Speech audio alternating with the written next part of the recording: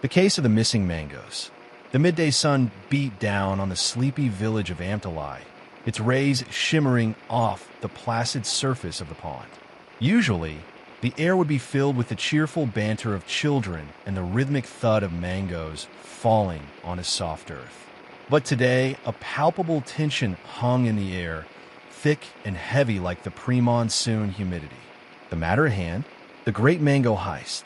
Old Man Rahim, the proud owner of the largest and juiciest mango orchard in Amtalai, had discovered it that morning. A significant portion of his prized Alfonso mangoes, the ones destined for the capital's high-end markets, had vanished overnight. No forced entry, no footprints, just empty branches where plump, golden fruit had hung only hours before. Panic had rippled through the village, not just for Rahim's loss, but for the unsettling nature of the crime. It was as if the mangoes had simply evaporated into thin air. Enter Detective Inspector Kamal Hossein, a man known for his sharp intellect and even sharper mustache. He arrived in Amtalai in a dusty jeep, his gaze immediately taking in the scene. Rahim, a picture of distress, wrung his hands, recounting the events of the previous night. "I swear, Inspector," Rahim rasped, his voice thick with emotion. "I locked the gates myself. The dogs didn't bark. Nothing. It's as if ghosts came and plucked them clean." Kamal surveyed the orchard. The mango trees stood laden with the remaining fruit, their leaves rustling gently in the breeze. He noted the lack of any discernible tracks on the soft soil around the trees. He questioned the night watchman, a young lad named Farouk, who swore he had seen and heard nothing unusual. Days turned into a week, and the mystery deepened. Kamal interviewed every villager, from the baker to the boatman, but no one could offer a plausible explanation. Some whispered about supernatural forces, others suspected rival orchard owners, but no concrete evidence emerged. Kamal found himself drawn to the seemingly insignificant details. He revisited the orchard multiple times, meticulously examining the ground, the trees, even the discarded mango leaves. He learned everything about Rahim's routines, his relationships with other villagers, and the usual patterns of life in Amtalai. One sweltering afternoon, as he sat under the shade of a banyan tree near the pond, observing children playing, something clicked. He watched as one boy cleverly used a long, hooked stick to pull down a guava from a high branch. An idea began to form in Kamal's mind. He returned to Rahim's orchard, and this time, he focused his attention upwards, high up in the canopy of the largest mango tree. Almost hidden by the dense foliage, he spotted faint but distinct scratch marks on a thick branch. He called for a ladder and carefully climbed up. There, partially concealed by leaves, he found what he was looking for, a long, sturdy bamboo pole with a hook fashioned at its end and fragments of mango skin clinging to the hook. The method was ingenious, albeit laborious. The thief, or thieves, had likely used these hook poles to pluck the mangoes from the higher branches during the dead of night, carefully avoiding the lower ones to make it seem like fewer were missing initially. The lack of ground tracks was explained by the fact that they didn't need to get directly under most of the trees. But who were the culprits? Kamal gathered the villagers again. He explained his deduction about the hook poles. A hush fell over the crowd. Then, his gaze settled on a group of young men who had been unusually quiet throughout the investigation. They were known for their agility and their tendency to engage in mischievous pranks. Under Kamal's persistent questioning, one of them finally broke down. It turned out that a group of 5 young men, driven by boredom and a desire for some quick money, had hatched the plan. They had observed Rahim's routine, knew the orchard layout, and under the cover of darkness, had systematically plucked the ripest mangoes using the hook poles. They had then transported the loot in small batches along the narrow village paths, avoiding the main road, and sold them in a neighboring market. The recovered mangoes were a bit bruised, but still valuable. Rahim was overjoyed, not just at the recovery of his fruit, but at the unraveling of the mystery that had gripped his village. As the sun dipped below the horizon, casting long shadows across Amtalai, Detective Inspector Kamal Hossein sat sipping tea, the tension in the air finally replaced by a sense of relief and renewed peace. The case of the missing mangoes was closed, another testament to the power of observation and a mind that could see beyond the obvious, even in the most seemingly simple of villages. The Weaver of Dhaka. The year is 1700. The Mughal Empire holds sway over the vast Indian subcontinent, and the city of Dhaka is a jewel in its crown, renowned throughout the world for its exquisite muslin. Among the countless artisans who call this bustling city home is a young woman named Aisha. Her fingers, nimble and swift, dance across the loom, weaving threads so fine they seem like spun moonlight. Aisha belongs to a lineage of master weavers, their creations gracing the bodies of emperors and European royalty alike. But the times are changing. The distant shores of England are stirring with new technologies and whispers of powerful looms that can mimic, and perhaps even surpass, the delicate artistry of Dhaka's weavers have begun to reach the city. Aisha's father, Ustad Ibrahim, a respected figure in the weaving community, views these rumors with apprehension. He clings to the traditions passed down through generations, believing that no machine can ever truly capture the soul woven into their muslin. But Aisha, ever curious and with a keen eye for the changing world, sees a different path. One day, a foreign merchant, a shrewd Englishman named Thomas Ashton, arrives in Dhaka. He is captivated by the sheer beauty of Aisha's work, a piece so ethereal it feels like holding a cloud in one's hands. Ashton, however, is not just an admirer. He is a representative of the burgeoning textile industry in England, tasked with understanding the secrets behind Dhaka's famed muslin. He seeks out Ustad Ibrahim, offering generous sums for insights into their techniques. The Ustad, wary of the foreigner's intentions, politely refuses. But Ashton is persistent. He observes Aisha as she works, noticing her innovative adaptations to the traditional loom, her intuitive understanding of the thread's delicate properties. Recognizing her talent and her open-mindedness, Ashton approaches Aisha directly. He speaks of the advancements in his homeland, not with arrogance, but with a sense of shared fascination for the craft. He shows her sketches of early mechanical looms, explaining their basic principles. Aisha is intrigued. She sees the potential for collaboration, a way to blend the timeless artistry of Dhaka with the efficiency of new technologies. But her ideas are met with resistance from the traditionalists, including her own father, who see this as a betrayal of their heritage. Torn between loyalty to her family and the pull of innovation, Aisha embarks on a secret journey of learning. Under the guise of visiting a distant relative, she travels to the coastal regions where some European traders have established small workshops. There, she observes rudimentary mechanical processes, carefully noting how they might be adapted to the delicate art of muslin weaving. Returning to Dhaka, Aisha faces the challenge of integrating her newfound knowledge without causing further division. She begins to experiment in secret, modifying her own loom with subtle mechanisms inspired by her observations. Slowly, she discovers ways to increase efficiency without sacrificing the quality that makes Dhaka's muslin unique. News of Aisha's innovations begins to spread, initially with suspicion, then with growing curiosity. Some weavers fear that her methods will lead to mass production and the devaluation of their skills. Others, seeing the changing tides of the global market, recognize the need to adapt. The conflict comes to a head during the annual textile fair in Dhaka. Aisha unveils a new creation, a muslin sari woven with a subtle blend of traditional techniques and her own adaptations.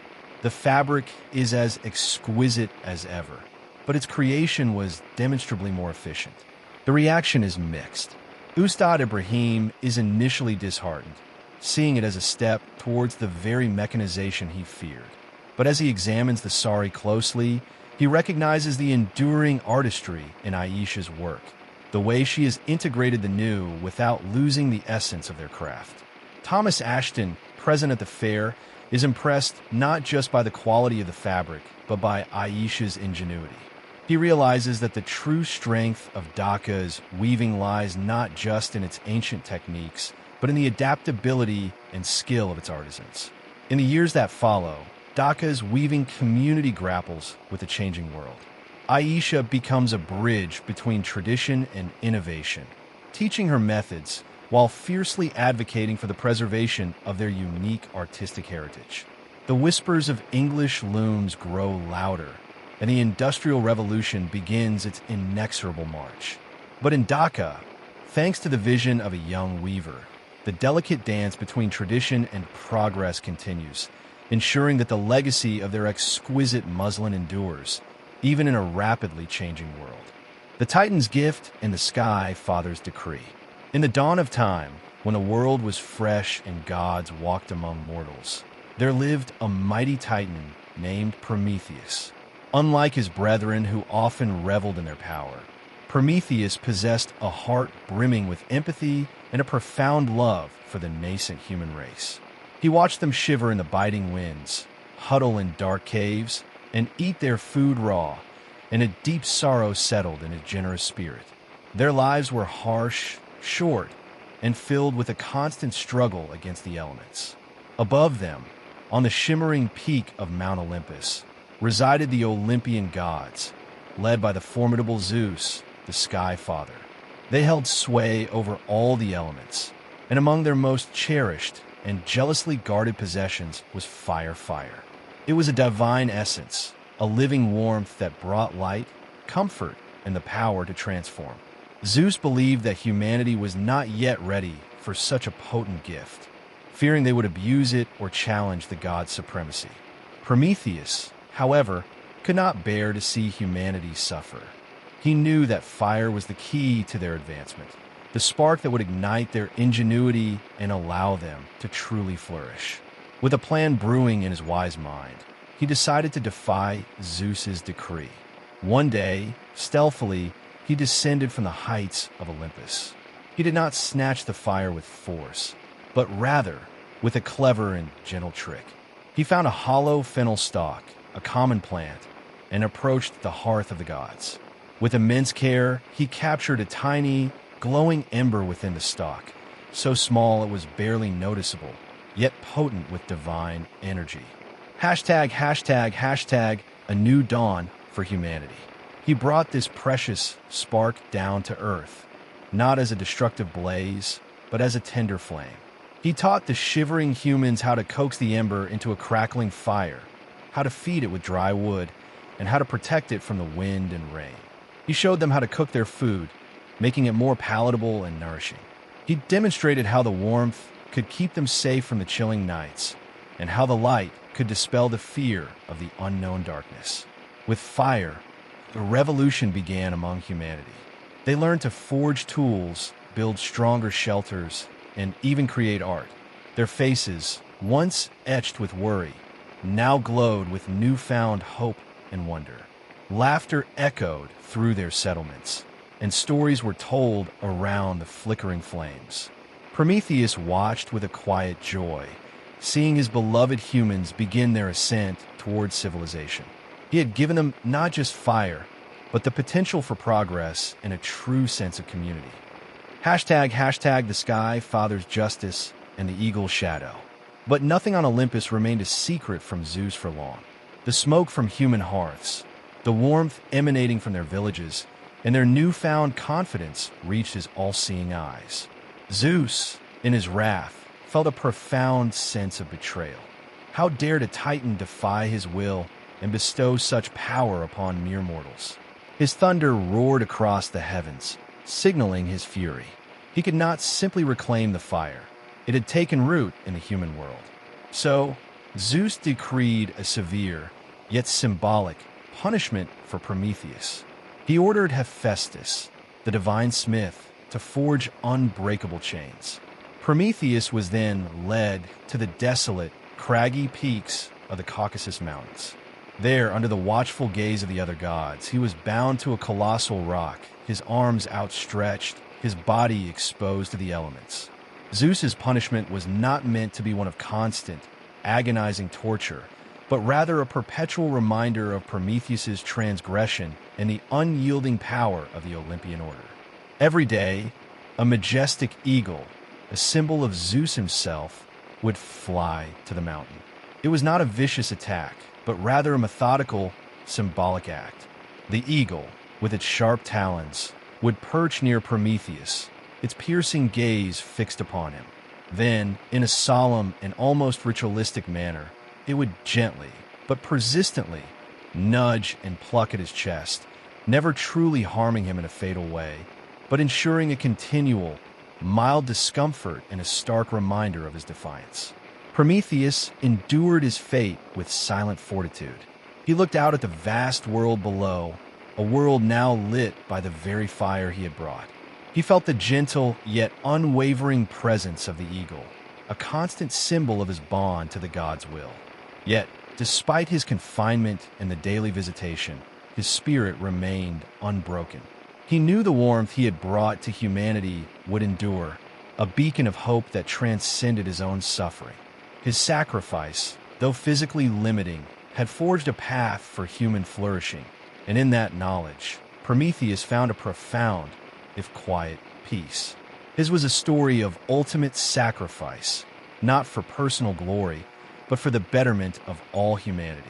Elias, with his bushy white beard and eyes that sparkled with a lifetime of recounted adventures, initially scoffed. How could one make history, brimming with passion and conflict, anything less than thrilling?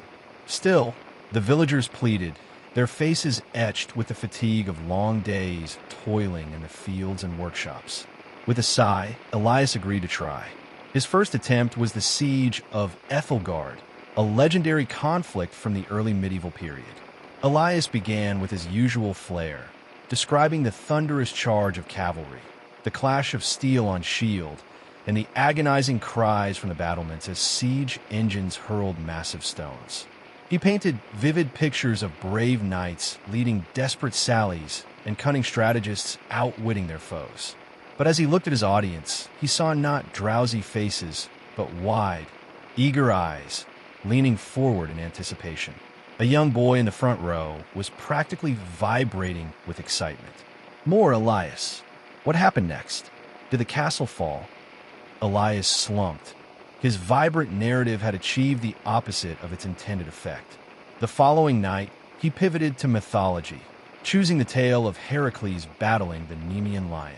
He described the demigod's immense strength, the lion's terrifying roar, and the brutal, no-holds-barred struggle between man and beast. He detailed every sinew, every muscle strained, every desperate maneuver. Surely, this raw, primal combat would be too intense for sleep.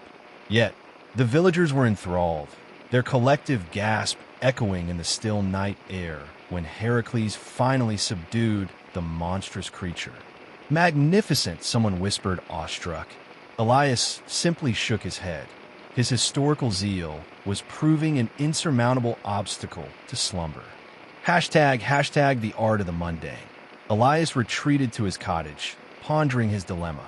The problem wasn't his storytelling. It was that his stories were too good. He needed to drain the lifeblood from them, to extract the essence of boredom. He began poring over dusty scrolls and forgotten chronicles, searching not for the momentous events, but for the interstitial details, the long periods of inactivity, the bureaucratic minutiae. The ashen shroud of clouds thickened across the southern horizon, their weight pressing down on the desolate plains. Gusts of wind, born from the rugged expanse, whipped up dust devils, unsettling our small caravan. Abraham, his face a canvas of weathered lines beneath a time-worn cowboy hat, clutched two Colt revolvers, his knuckles white. His gaze darted relentlessly, a hawk surveying its prey, while his wide eyes and gaping mouth betrayed the raw fear clawing at him, a silent shout against the coming storm. To Abraham's left, Joseph, a figure draped in a faded shawl and a tattered coat, looked utterly petrified. His hands were raised in a futile gesture of defense, as if to ward off an unseen assailant. The pallor of his skin and the beads of sweat tracing paths down his forehead spoke volumes of the terror gripping him. On the right, Sarah, her head covered by a simple cloth, appeared equally stricken, her hand hovering near her face as if to stifle a scream or shield herself from a horrifying sight. Behind them, our battered, covered wagon stood as a weary sentinel, a testament to journeys undertaken and hardships endured. Its wheels, heavy with the miles, seemed to groan under the weight of our meager belongings, our hopes and dreams packed into its shadowed interior. We were bound for a new settlement, a whisper of opportunity carried on the wind. The eastern towns had grown tight, their promises withered, forcing us to seek fortune in the untamed west, a path fraught with peril. For days, an unnerving silence had clung to us, the feeling of being watched, of unseen eyes tracking our progress across the vast emptiness. That morning, faint movements had flickered against the distant peaks of the mountains. Abraham had stiffened instantly, his seasoned instincts screaming a warning. It was an omen, he knew, of ill tidings. A palpable tension had settled amongst us, a low hum of anxiety that now threatened to crescendo into a terrifying reality. Suddenly, a piercing cry ripped through the stillness, echoing from behind the western ridge. Simultaneously, the thunder of multiple horses' hooves began to pound the parched earth, the sound growing rapidly closer, a drumbeat of impending doom. "They're coming!" Abraham roared, his voice raw with urgency. Joseph whimpered, collapsing onto the dusty ground, his resolve shattering. Sarah gasped, her fingers digging into my arm, her grip like a vice. My own heart hammered against my ribs, a frantic bird trapped in a cage. We were alone in this unforgiving land, miles from any semblance of civilization. Our only defenses were a dwindling supply of provisions and this rickety wagon. Abraham swiftly seized the reins of the horses, positioning himself protectively beside the wagon. "Get behind the wagon." His voice was firm, a shield against the encroaching fear, but the tremor in his eyes did not escape my notice. Within moments, a band of armed figures crested the ridge, their faces obscured by dark cloths, glints of steel flashing in their hands, swords and rifles held with menacing intent. Their horses were lean and swift, their riders exuding a cold, predatory air. Abraham raised his two revolvers, the black muzzles unwavering. His calloused finger tightened on the triggers. It was a desperate confrontation, the odds stacked heavily against us.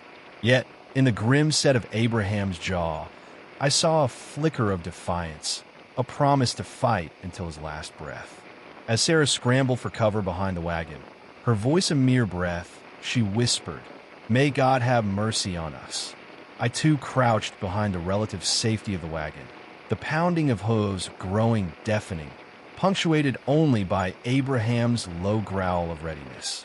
The ashen clouds continued their relentless march across the sky, casting the rugged landscape in a deepening gloom, as if nature itself was mirroring the grim fate that awaited us in this desolate corner of the world. Here, on this unforgiving frontier, a brutal test of survival, a dance between life and death, was about to begin. The weaver of forgotten threads. In a small, unassuming village nestled beside the Padma River, lived an old woman named Rohima. Her face was a road map of wrinkles, each line telling a silent story of seasons past, of joy and sorrow interwoven like the threads in her loom. Rohima was the village's weaver of Nakshi Kanta, the traditional embroidered quilts of Bengal. But her creations were more than just blankets. They were repositories of memory, each stitch a whisper of a life lived, a love shared, a loss mourned. As the years passed, the vibrant colors of her earlier kantas had softened, the intricate patterns becoming more abstract, like dreams fading at the edges. Her eyesight wasn't what it used to be, her hands trembled slightly, but her spirit, the wellspring of her art, remained undimmed. However, a creeping sadness had begun to settle over her, as if a vital thread in her own life was slowly unraveling. The reason for her sorrow was the fading tradition of Nakshi Kanta itself. The younger generation, drawn to the allure of modern fabrics and fast-paced city life, had little interest in the slow, deliberate art of embroidery. The stories that once flowed from the needles of mothers and grandmothers onto the cloth were being replaced by the fleeting narratives of television and the internet. Rohima felt like the last keeper of a sacred language, a language that was slowly being forgotten. One sweltering afternoon, as Rohima sat hunched over her ancient loom, her fingers fumbling with a particularly stubborn thread, a young girl named Leela hesitantly approached her hut. Leela was different from the other children in the village. While they chased kites and played in the dusty fields, Leela often sat quietly by the riverbank, observing the intricate patterns of the water's flow or the delicate veins on a fallen leaf. "Dottie, grandmother," Leela began, her voice soft as the rustle of jute leaves. "I see you weaving. What are you making today?" Rohima looked at the girl. Her eyes, though clouded with age, held a flicker of warmth. She hadn't had a curious visitor in a long time. "Just an old piece, Leela. Trying to finish what my own grandmother started." Leela sat beside her, her gaze fixed on the half-finished kanta spread across the loom. It was a tapestry of faded blues and greens, depicting scenes of village life from a time long past. Women fetching water from the pond, farmers tilling the land, boats sailing along the river. But some parts were incomplete, the threads hanging loose, the stories unfinished. "It's beautiful," Leela whispered, tracing a faded lotus with her finger. "It looks like a story." Rohima smiled, a genuine, heartwarming smile that crinkled the corners of her eyes. "It is, my dear. Every kanta tells a story. This one is about the year the great storm came and changed everything." Over the next few weeks, Leela became a regular visitor to Rohima's hut. She sat quietly, watching the old woman's gnarled fingers dance across the fabric, listening intently as Rohima recounted the tales woven into the threads, stories of love and loss, of festivals and famines, of the enduring spirit of their village. Leela wasn't just listening, she was remembering. As Rohima spoke, images bloomed in her young mind, vivid and real, as if she herself had witnessed these events. She saw the fear in the villagers' eyes during the storm, the joy of the harvest festival, the quiet sorrow of a mother who had lost her child. One day, Leela asked Rohima, "Dottie, can you teach me?" Rohima's heart skipped a beat. It had been so long since anyone had expressed interest in learning her craft. Her eyes welled up with unshed tears. "My eyes are not so good anymore, Leela. My hands are shaky." "I will help you," Leela said with a determined glint in her eyes. "You can tell me the stories, and I will learn to weave them with you." And so, an unlikely partnership began. Rohima, with her fading vision and trembling hands, guided Leela, her young fingers nimble and eager to learn. Rohima shared the secrets of the stitches, the kanta, the four, the intricate chadai, and more importantly, she shared the stories, the emotions, the very soul of Nakshi Kanta. Leela proved to be a quick and dedicated student. She listened intently to Rohima's instructions, her needle moving with surprising precision. Together, they worked on the unfinished kanta, Leela carefully filling in the missing threads, guided by Rohima's memories and the faded outlines. As they worked, something magical began to happen. The old stories, whispered by Rohima and woven by Leela, seemed to come alive again. The colors, though faded on the older parts of the kanta, seemed to gain a new vibrancy where Leela's needle had passed. The spirit of the ancestors, the joys and sorrows of generations past, seemed to re-emerge from the fabric.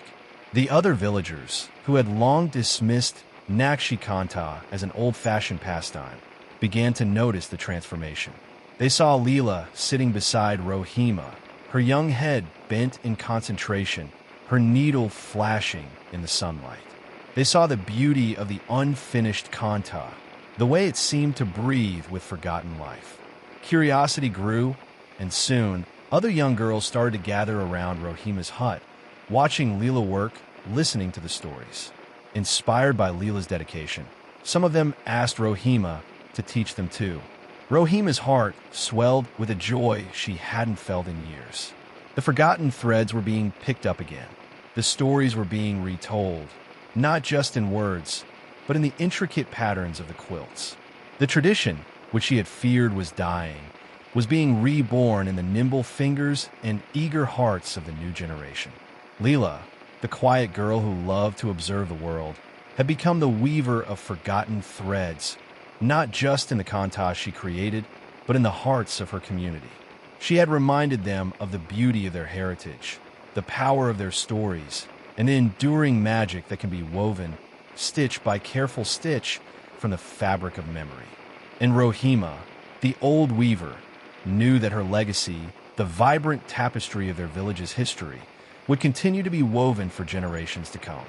The moon hung like a skeletal fingernail in the inky sky, casting long, distorted shadows across the dimly lit bedroom. Elias, a man whose hair was now more salt than pepper, lay rigidly in his bed, a landscape of tangled sheets beneath him. His eyes, bloodshot and burning like twin embers, stared fixedly at the ceiling. Each creak of the old house, each rustle of leaves outside the window, amplified in the suffocating silence of the night. Sleep, that elusive balm, remained stubbornly out of reach. He tried everything: warm milk, chamomile tea, counting imaginary sheep until the woolly creatures blurred into an indistinguishable mass. He'd even resorted to the ancient family remedy of tying a clove of garlic to his big toe, a practice his wife, before she passed, had always sworn by. Tonight, however, even the potent aroma of garlic seemed to mock his wakefulness. The old pendulum clock in the hallway chimed the quarter hour, a somber note echoing through the stillness. Elias squeezed his eyes shut, willing his mind to empty, to surrender to the sweet oblivion of slumber. But his thoughts were like restless insects, buzzing and flitting around, refusing to be silenced. Memories of the day, a minor squabble with the shopkeeper, the worry about his grandson's upcoming exams, the nagging ache in his knee, replayed themselves endlessly, each scene sharper and more vivid than the last. He shifted onto his side, the rough cotton of his nightshirt scratching against his skin. The pillow felt lumpy and unyielding. He punched it a few times, trying to reshape it into a more comfortable form, but it remained stubbornly resistant. A sigh escaped his lips, a sound heavy with frustration and fatigue. It wasn't always like this. There were nights when sleep descended swiftly, a gentle embrace that carried him away to peaceful realms. But lately, these nights of restless torment had become more frequent, stretching into what felt like an eternity. The lack of sleep was beginning to take its toll. He felt sluggish and irritable during the day, his thoughts clouded, his concentration fractured.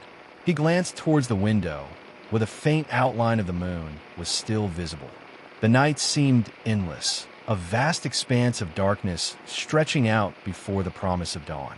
A wave of loneliness washed over him, a familiar ache in the quiet hours when the world was hushed and still. He missed his wife, her soft breathing beside him, the comforting weight of her hand in his. She had always been his anchor, his solace in the sleepless hours.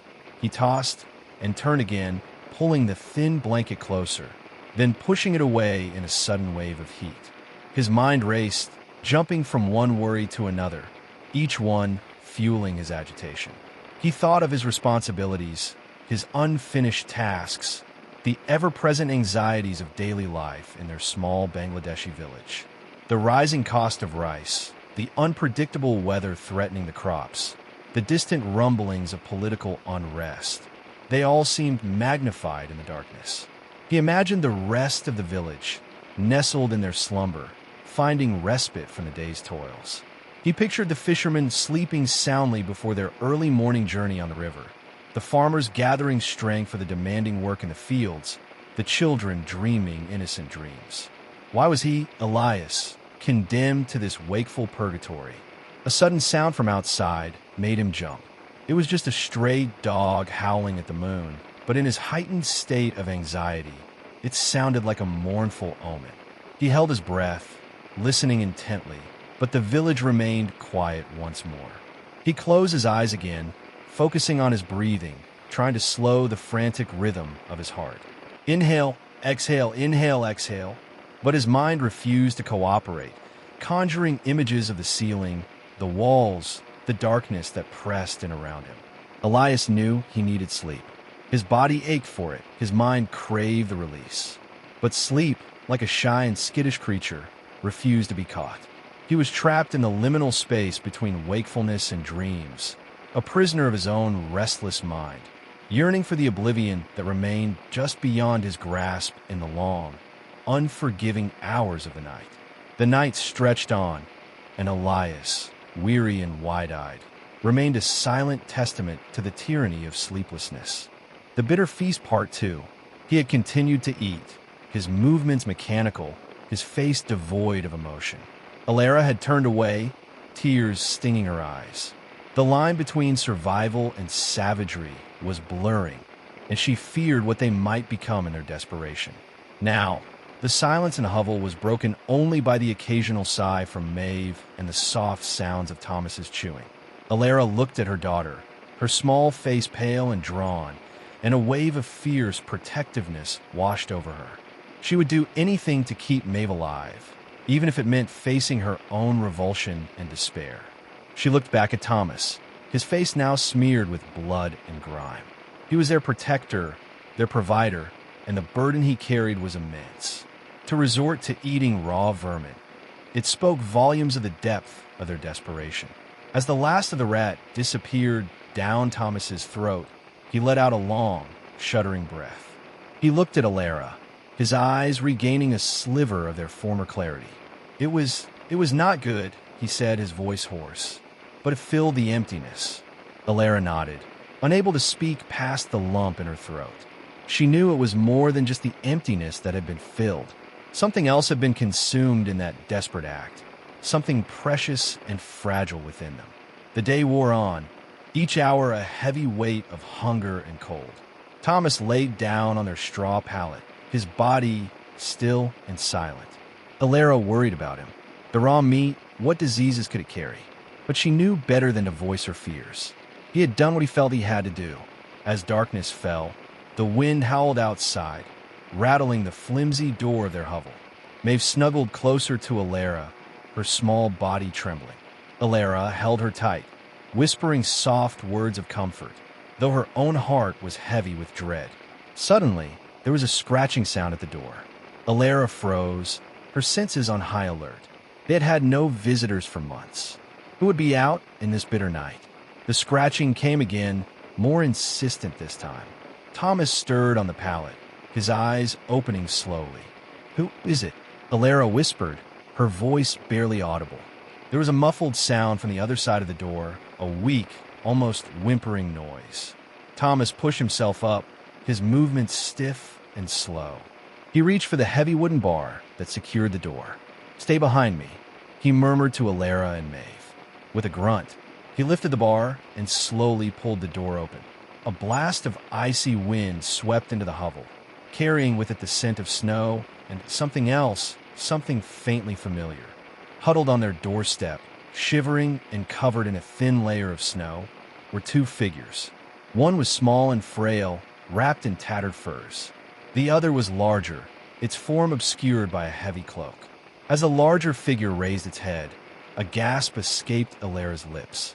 It was Agnes, the widow from the next farm over, a woman they had thought had perished during sickness. And clutched tightly in her arms was a small, whimpering lamb. "Agnes!" Alara cried, relief washing over her in a dizzying wave. Agnes's face was thin and pale, her eyes sunken, but a flicker of recognition lit them as she looked at Alara. "Alara, we need help." Her voice was weak and raspy. Thomas helped them inside, his weariness momentarily forgotten. Agnes sank onto the floor, cradling the lamb protectively. The small child wrapped in furs whimpered softly. "It's my grandson, Finn," Agnes explained, her voice trembling. "His parents, they both succumbed to the sickness. We have been wandering, searching for others." Alara quickly helped them settle by the fire, offering them the meager warmth of the dying embers. She looked at the lamb, her heart pounding in her chest. It was small, barely more than a few weeks old, but it was food, real food. But as she looked at Agnes's gaunt face and the frail form of the child, a sense of empathy washed over her. They were all survivors, clinging to life by a thread. Could she bring herself to take their only source of sustenance? Thomas, however, seemed to have no such qualms. His eyes were fixed on the lamb, a primal hunger gleaming in their depths. "We have nothing left, Agnes," he said, his voice rough. "We are starving." Agnes looked at him, her eyes filled with a desperate understanding. "I know," she whispered. "We are too. But he is just a lamb. He will not feed us for long. But he will feed us now," Thomas countered, his gaze unwavering. The tension in the small hovel was thick and heavy, the unspoken question hanging in the frigid air. Who was more deserving of survival? Their small family, who had endured the sickness and the bitter winter, or Agnes and her orphan grandson, who had also suffered unimaginable loss? Alara looked at Maeve, her daughter's eyes wide with a mixture of fear and hope as she looked at the lamb. She looked at Thomas, his face etched with a desperate hunger. And she looked at Agnes, her face a mask of weary resignation. The answer, she knew, was not a simple one. There was no easy choice in this brutal reality they now inhabited.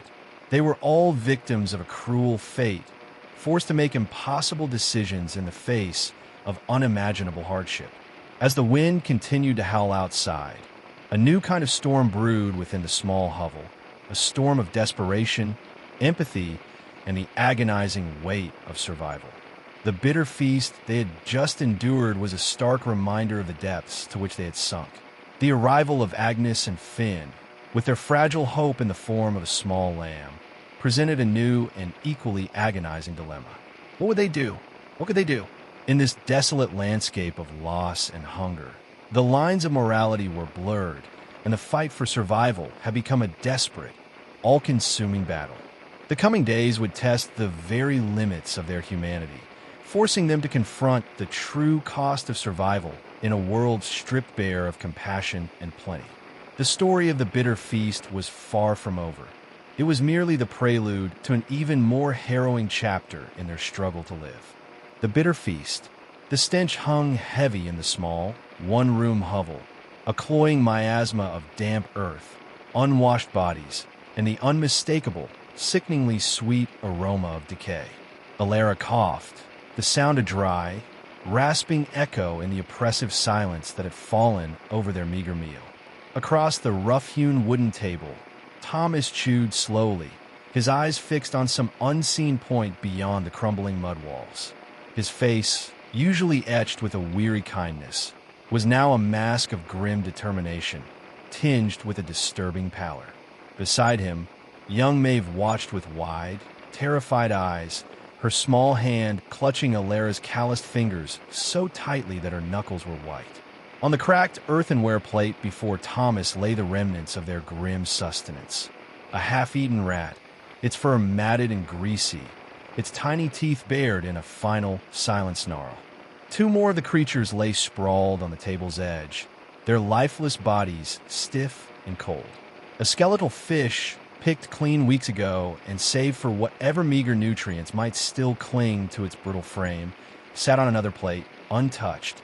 Beside it, a hunk of bread, green with mold and hard as stone, mocked their hunger. Alara's stomach churned, a familiar knot of nausea tightening in her gut. She had managed a few mouthfuls of the stale bread, the taste like dust and despair in her mouth. Maeve had refused even that, her small face pale and pinched. But Thomas had eaten the rat. He had picked it up, its cold, stiff form a testament to their desperation, and devoured it with a grim resolve that both terrified and humbled Alara. Their village, nestled beside the whispering reeds of the fenlands, had once been a place of simple rhythms and quiet contentment. The land, though unforgiving, had provided enough. They had fished in the murky waters, gathered reeds for their roofs and baskets, and cultivated small patches of hardy grain in the drier patches of earth. Life had been a cycle of hard work and meager reward, but had been life nonetheless. Then had come the sickness, a creeping pestilence that had swept through the village like a scythe through ripe wheat.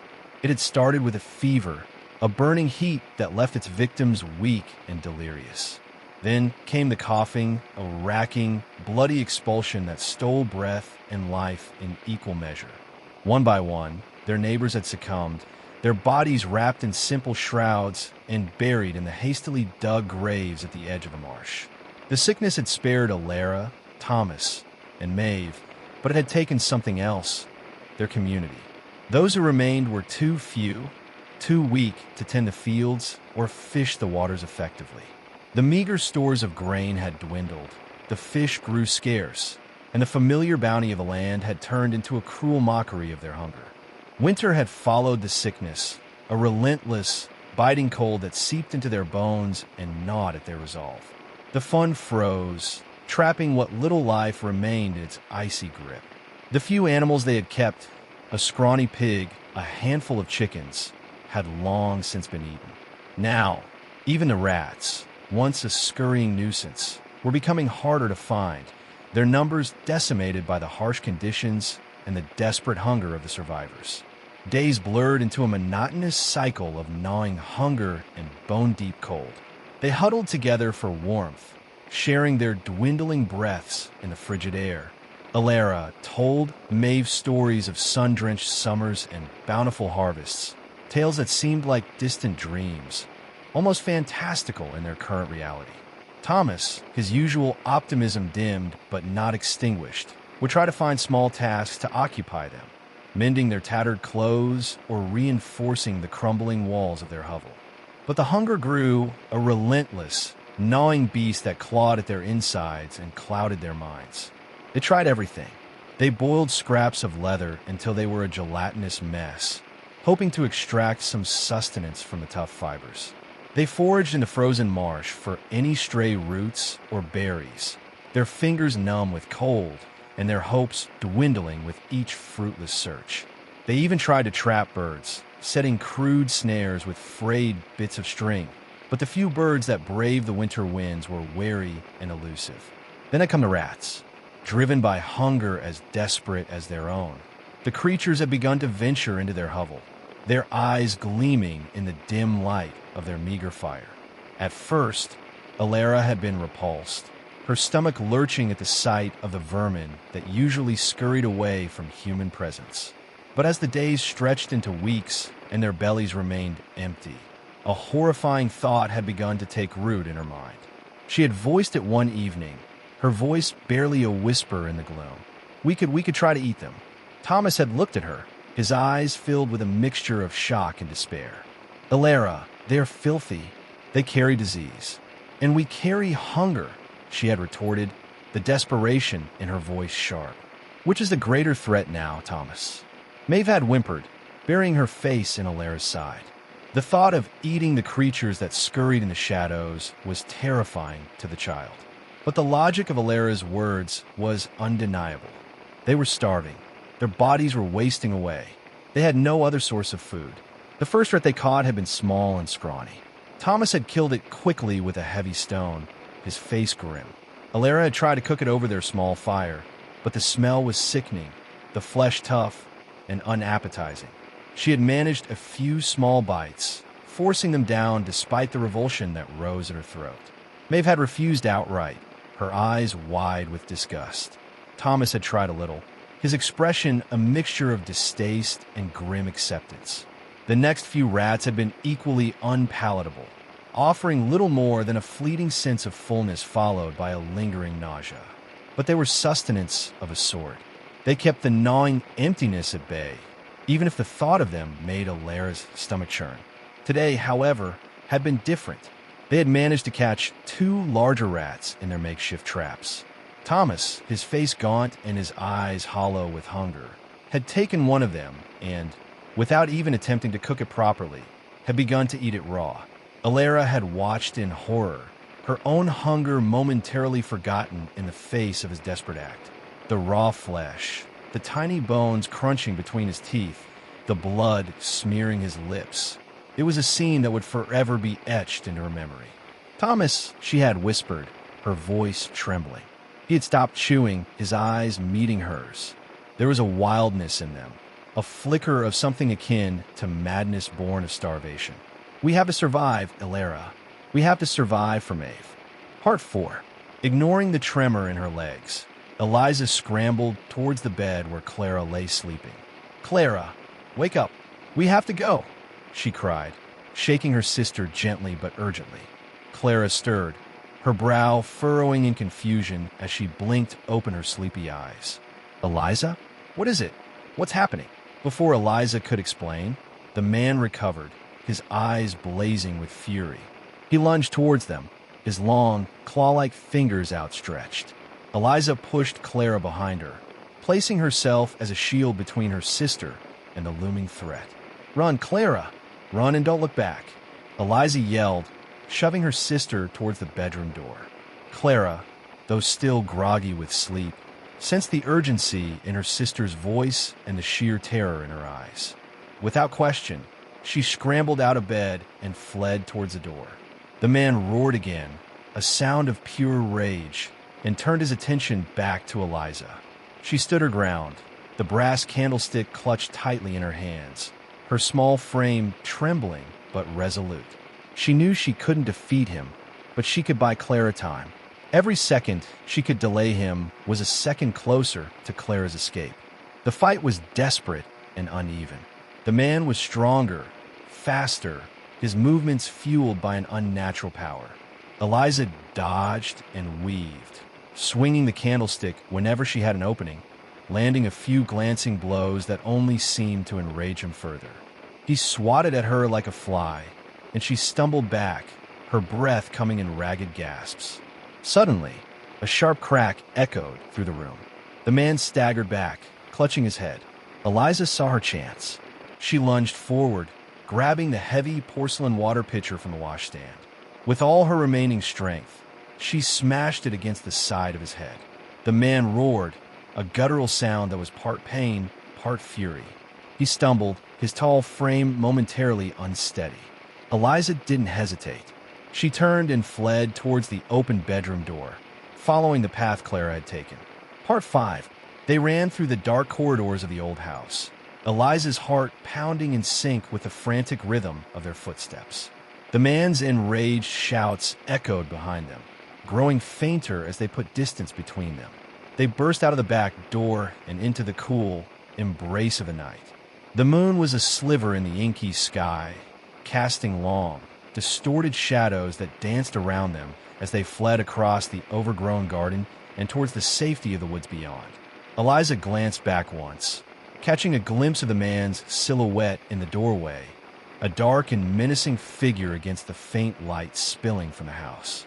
They didn't stop running until they reached the dense cover of the trees, their lungs burning, their bodies aching. They collapsed onto the damp earth, gasping for breath, the silence of the forest a welcome reprieve from the terror of the house.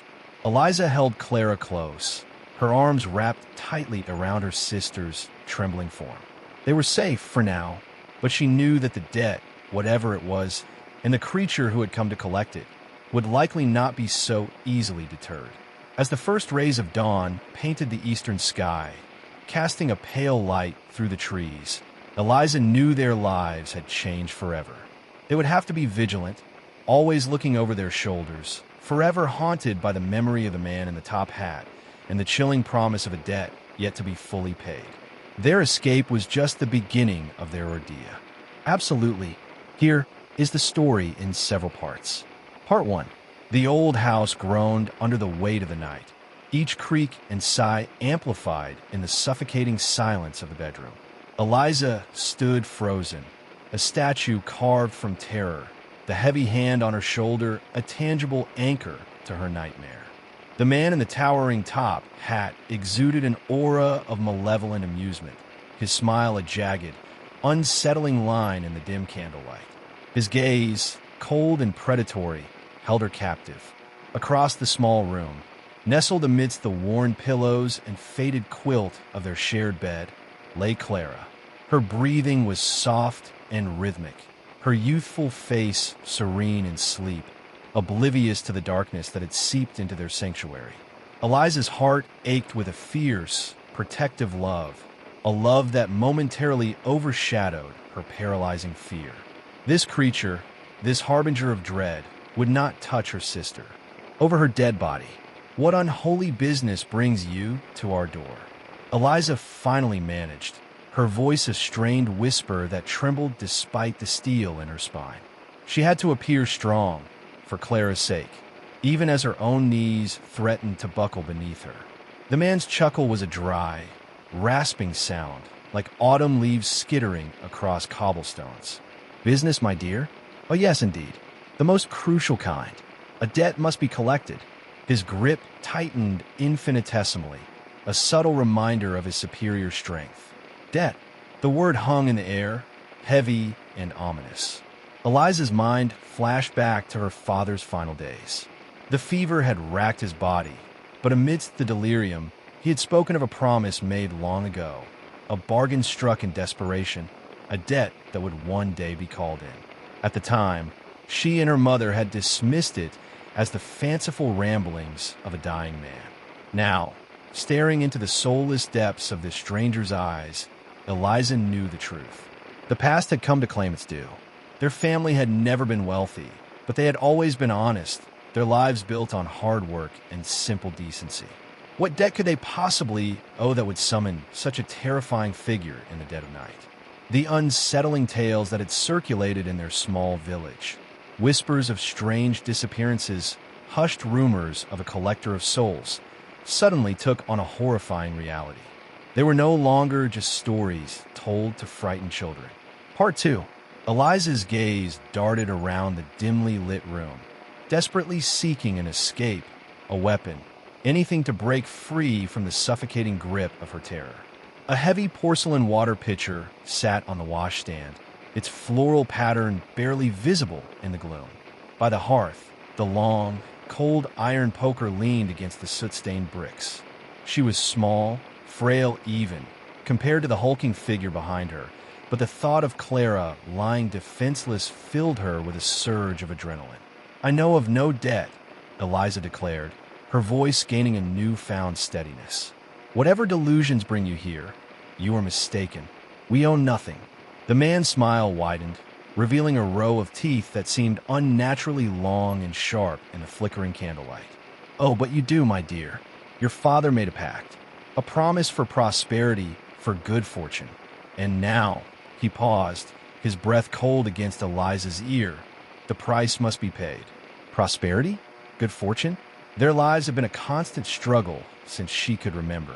Her father had toiled tirelessly in the fields. Her mother had mended clothes and taken in laundry, and yet they had barely scraped by. If this was the price of some long-forgotten prosperity, it was a cruel and bitter jest. If my father made such a pact, it was without our knowledge or consent, Eliza retorted, her chin lifting in defiance. We are not bound by his foolish bargains. Ah, but the terms were clear. The man hissed, his voice losing some of its earlier amusement, replaced by a sharp edge of impatience. The debt passes through the bloodline, and tonight, his gaze flicked towards the sleeping Clara. It is time for the first installment. Eliza's blood ran cold. She understood then. He wasn't just after possessions. He was after life itself. He intended to take Clara. Part 3. A primal scream welled up in Eliza's throat, but she choked it back, knowing that it would only alert Clara to the danger without offering any real defense. Instead, she acted on instinct. With a sudden, desperate surge of strength, she twisted away from the man's grasp, her shoulders scraping against his coat. "Get away from her!" Eliza cried, lunging toward the nightstand. Her hand fumbled for the heavy brass candlestick, her fingers closing around its cold, solid weight. She turned back to face her tormentor, her heart pounding in her ears, the flickering flame casting wild shadows across her determined face. The man seemed genuinely surprised by her sudden defiance. His smile faltered for a moment, replaced by a flicker of annoyance. "Foolish girl," he sneered, his earlier veneer of civility cracking. "You cannot hope to stand against me. I will not let you take her." Eliza spat, raising the candlestick like a weapon. Her hands trembled, but her gaze remained steady, fixed on the menacing figure before her. "I will fight you with everything I have." He took a step towards her, and Eliza swung the candlestick with all her might. The heavy brass connected with a sickening thud against his arm. The man roared in pain and surprise, momentarily recoiling. This was her chance. The sun beat down on Whisperwind Gulch with a vengeance. Two blazing orbs in the sky, seemingly conspiring to bake the very life out of the earth. It was a place where hope had dried up faster than a desert creek, a forgotten speck on the vast canvas of the American West. Marshall Thorne, a man whose glory days were long behind him, had sought refuge here, hoping the perpetual dust and silence would bury the ghosts of his past. He often stood, shielding his eyes from the relentless glare, trying to blot out not just the sun, but the memories that seared deeper than any desert heat. Thorne carried the weight of a monumental failure, a town he couldn't save, a family he couldn't protect. His uniform was long shed, replaced by the nondescript clothes of a prospector, but the lawman's burden clung to him like burrs. He just wanted to disappear, to let the wind whisper away his name. But the West rarely granted peace to the weary. The threat loomed large, plastered on every peeling wall, a wanted poster bearing the image of Bud Gayson near your eye. His eyes, a chillingly accurate depiction of the rumors, seemed to glow with an unnatural, malevolent light, promising destruction. Bud Gayson wasn't just a bandit. He was a force of nature, ruthlessly expanding his dominion, choking off remote settlements like Whisperwind Gulch by cutting off supply lines and terrorizing the few prospectors who still dared to chip away at the barren hills. The townsfolk, a haggard lot, lived in a constant state of dread, their faces etched with a mix of fear and simmering anger. Old Man Silas, whose eyes always darted nervously, had seen Bud Gayson's cruelty up close.